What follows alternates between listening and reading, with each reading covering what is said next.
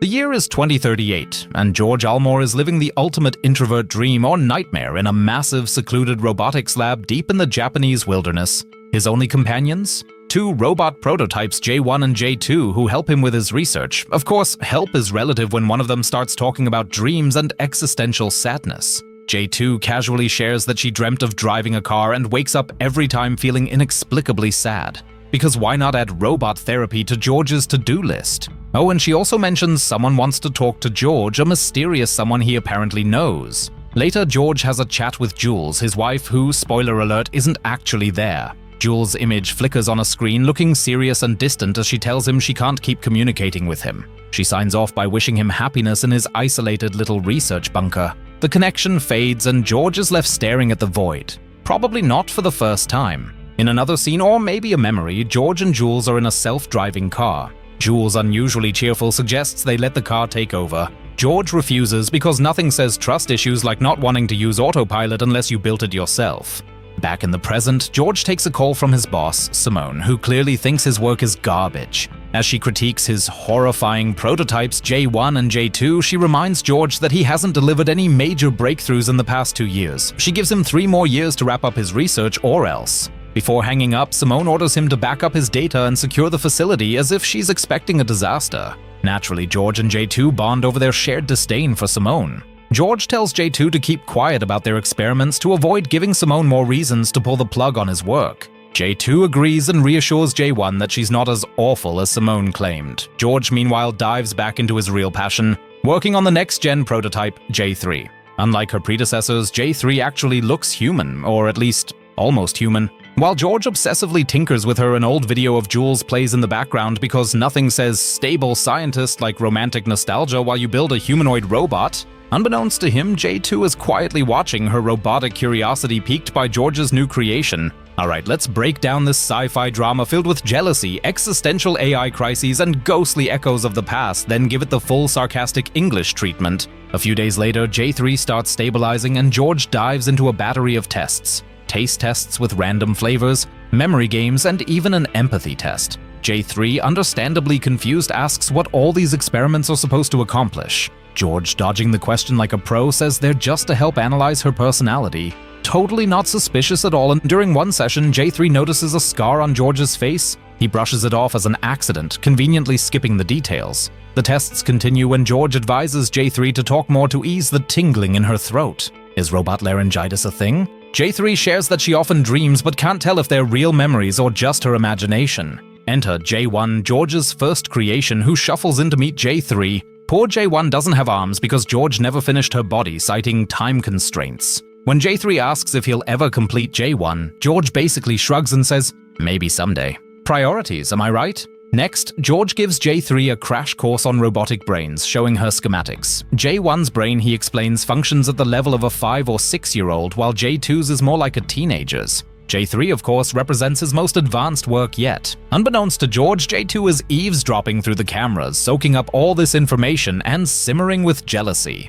Later that night, while George is snoozing, J2 goes full chaotic teenager mode and trashes the lab's basement. Meanwhile, George dreams of Jules again. In the dream, he tells her about a 3-year project in Japan where he can work in peace to build a prototype.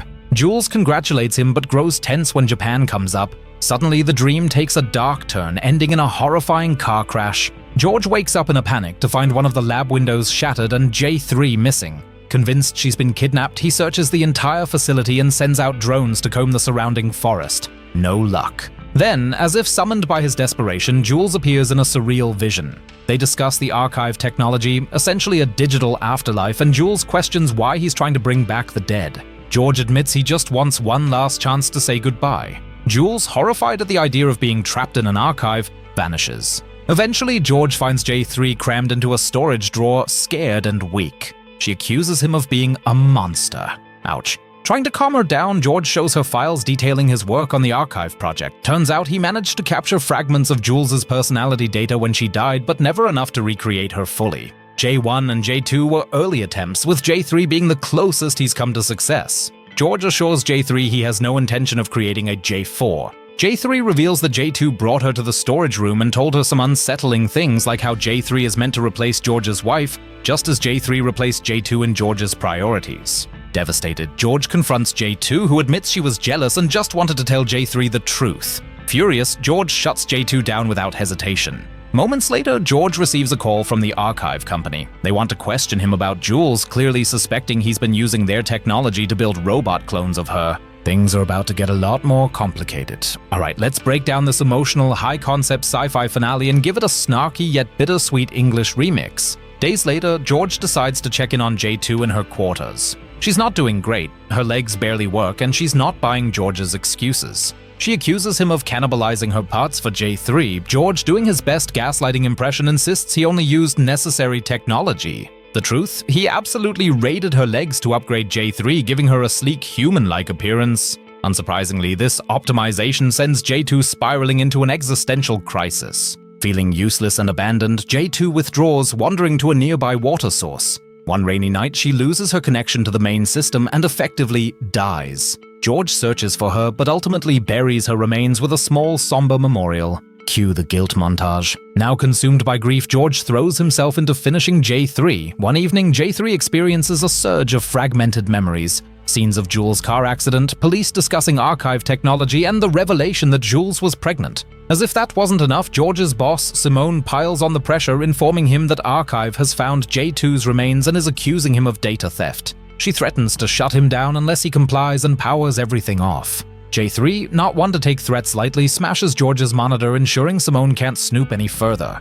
In the archive system, Jules appears again, but this time J3 picks up the call instead of George. J3 tries to reassure Jules, cryptically stating that once Jules' archive expires, George will return. Jules, understandably baffled, doesn't get it. Later, George drops the bombshell. He plans to overwrite J3's consciousness with Jules' data, essentially resurrecting his wife in a new body. J3 is horrified, yelling that Jules is already dead and accusing George of clinging to the past. Things escalate when J3 grabs a gun and demands answers. George finally admits the stakes. Archive wants to confiscate J3 and take control of his work. J3 realizes she was never meant to have a future. Her entire existence has been a stepping stone to recreate Jules. George apologizes, confessing that his obsession stems from guilt over not being able to save Jules from her fatal accident. J3, in turn, points out the irony. George is just as trapped in the archive system as she is in her artificial body. In the end, J3 reluctantly agrees to absorb Jules' memory data. Moments later, she wakes up as Jules. George is overwhelmed with joy, but the moment is short-lived. He receives a call informing him that Archive's retrieval team has been intercepted. Reality finally cracks wide open. George realizes he's already dead. Everything he's experienced has been a construct of his decaying consciousness in the archive system.